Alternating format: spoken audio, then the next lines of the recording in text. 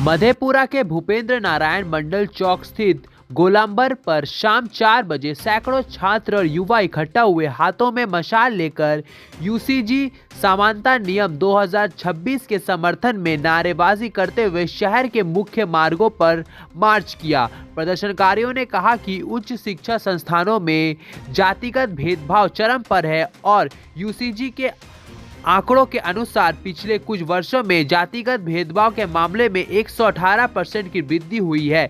यह नियम OBC, SC, ST वर्ग के छात्रों के लिए सुरक्षा कवच है, जिससे सख्ती से फिर से लागू किया जाना चाहिए। प्रदर्शनकारियों ने चेतावनी दी कि जब तक ये नियम लागू नहीं होता, आंदोलन जारी रहेंगे और समय के साथ और भी तेज होंगे।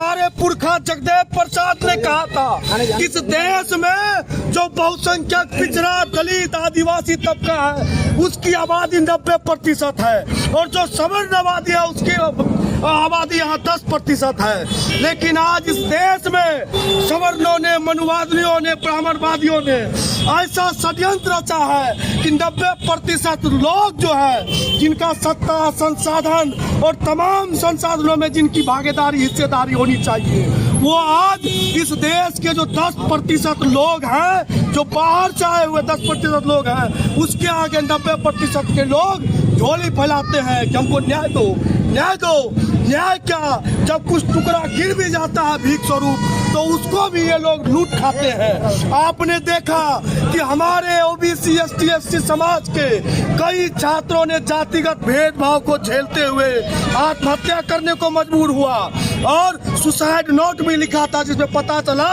कि जातिगत प्रताड़ना और भेदभाव के कारण उन्होंने आत्महत्या किया था।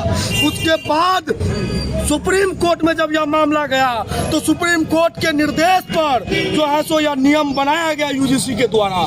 लेकिन जैसे ही नियम बनता है तो पूरे देश में जो मनुवादी और सामंती लोग हैं, जो ब्राह्मणवादी लोग हैं, जो नहीं चाहते हैं कि गरीब, कमजोर, मजलूम, पिछड़े, दलित, आदिवासी के बच्चे उच्च शिक्षा हासिल कर सके, यूनिवर्सिटियों में पढ़ करके अपना हक अधिकार समझे और आगे आकर के लड़ाई लड़े, वही लोग सड़कों पर उतर आए। मीडिया के लोग, जो सवर्णवादी लोग हैं, वो बयान देने लगे कि देश में आंदोलन हो रहा है। अरे भाई, 10% लोग, जो मुट्ठी भर लोग हैं, वो कहाँ सड़कों पर उतरे? उन्होंने हाय तौबा मचा दिया और ऐसा लगा कि सुप्रीम कोर्ट इंतजार में बैठा हुआ है, उन्हें कोई बहाना मिले, और उन्होंने इस कानून पर स्टे लगा दिया, रोक लगा दिया। और दुख इस बात की है कि आप देखिए कि पूरा जो ओबीसी, एससी, एसटी समाज है, उनको जागने की जरूरत है, उनको समझने की जरूरत है कि कोई भी व्यवस्था, ना कोई सरकार, ना कोई यूजीसी, ना कोई कोर्ट कचहरी उनके न्याय के पक्ष में है।